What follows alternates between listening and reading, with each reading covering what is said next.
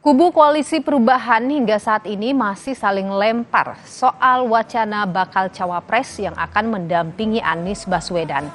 Ketua Umum Partai Demokrat Agus Harimurti Yudhoyono atau AHY mengatakan tak mempersoalkan jika tak dipilih jadi cawapres Anies. AHY juga mempertanyakan jika dia yang menjadi cawapres Anies, apakah ada partai yang akan meninggalkan Koalisi Perubahan? Kalau AHY nggak jadi cawapres, gimana Demokrat?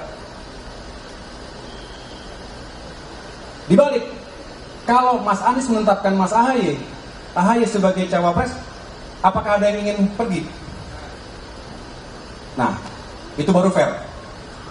Tapi insya Allah, saya di sini di malam yang baik ini, insya Allah 14 Juli, saya masih punya keyakinan dan harapan tentunya bahwa pertanyaan-pertanyaan itu adalah pertanyaan-pertanyaan yang biasa dalam sebuah konstelasi politik.